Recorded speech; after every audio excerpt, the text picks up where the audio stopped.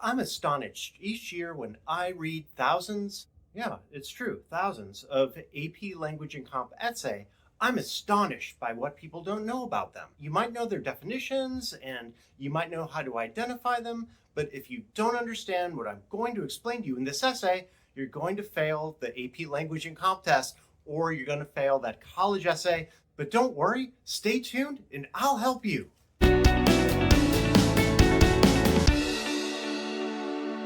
Let's start with maybe the things that already you know about and move to the things that are more difficult. Rhetoric is about persuasion. When anyone says, analyze the rhetorical choices that a writer is making, all they're asking you to do is think about how the persuasion is happening. Rhetoric was invented by Aristotle.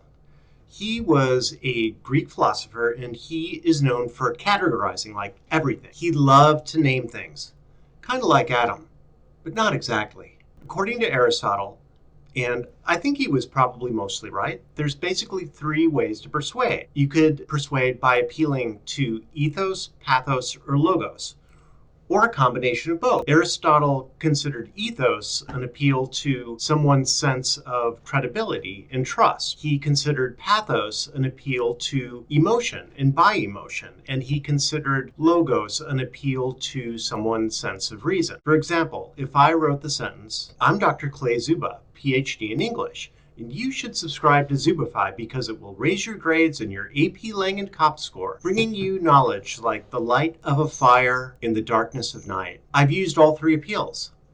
All three. It's really common to use all three, so I'm not really trying to impress you. I just want to give you an example. When I said I have a PhD in English, I appealed to ethos because I tried to make my audience trust me by pointing out my academic titles in the subject area that we're talking about. When I said you should subscribe to Zubify because it will help your AP score and raise your grades by helping you have knowledge, it appealed to logos because I used reason. You can see reason because I implied a cause and effect. I appealed to your emotions by my use of simile. When I compared Zubify to the light of a fire. Did you see what I did there?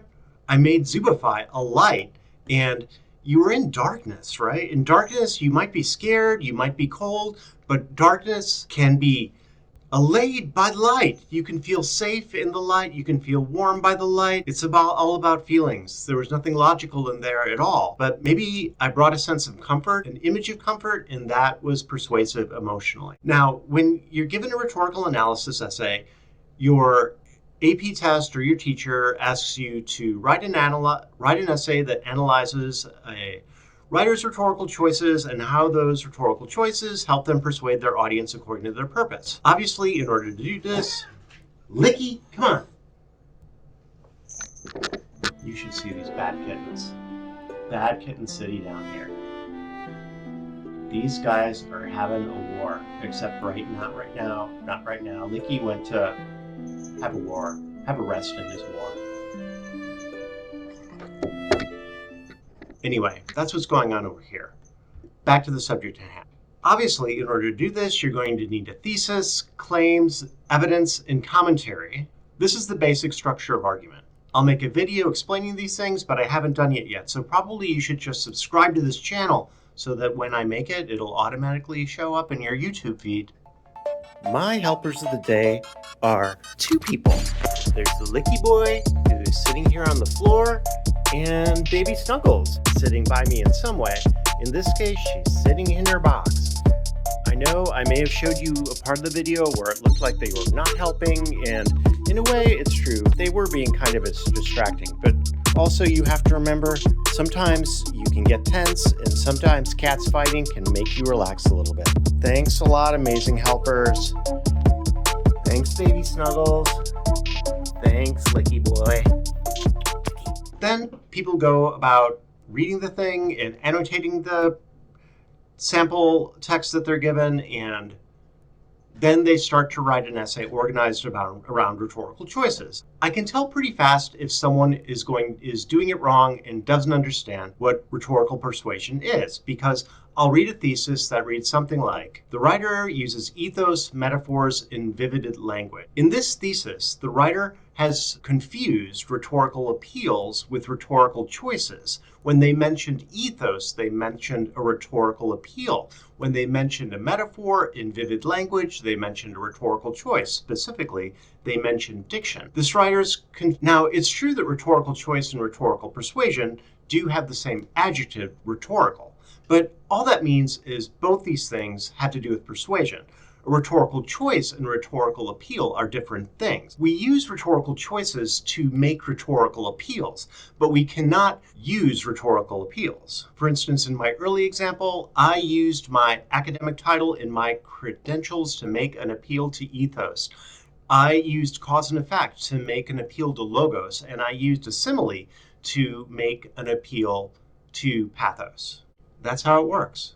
A second mistake many writers make is by stopping there.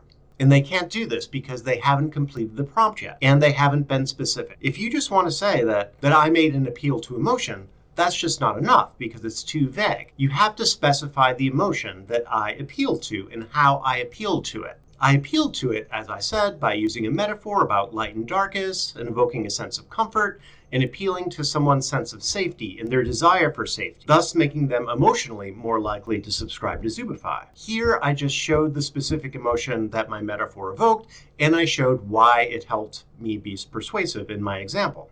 These are the things that you need to do in order to complete your rhetorical analysis. It's actually not super useful to even say the word pathos or even say the words emotion because they're totally too vague. They can help you as a framework in thinking, but it's easier if you actually just leave them out of your writing and get straight to the rhetorical choices that are made, the specific emotions, sense of trust, or type of logic that's being used, and how that helps persuade according to the purpose. A third mistake people tend to make is totally ignoring the rhetorical situation in the writing. You have to think about the rhetorical situation.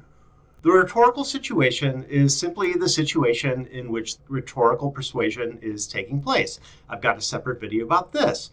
But basically, you need to think about why the rhetorical choices might be made in this particular situation. You might think why the appeals I just made, for example, might fit in this particular moment. You might think about why they might appeal to this particular audience. In my particular situation, I know that I'm speaking to a lot of people who are early in their college career or late in high school, and I know that my credential is going to serve as something that evokes trust. If I tried to use my credential in a different situation, say if I was trying to persuade the people at the plumbers union that my title does not help with anything that has to do with plumbing, and those people in themselves might not respect people having a doctorate in English as much as you do. They're practical men and women. In summary, I just wanted to make a short video that helped to show you that just knowing what these three rhetorical appeals are and what Aristotle named them and how he categorized them is okay, but it's not enough to help you write a strong rhetorical analysis essay. You need to understand the difference between a rhetorical choice and a rhetorical appeal. You need to be specific, and you need to take the rhetorical situation into account when you're writing. I hope you feel like this helps you do rhetorical analysis better and understand the concepts behind it. Thanks a lot for watching Zubify. Come back for more Zubify.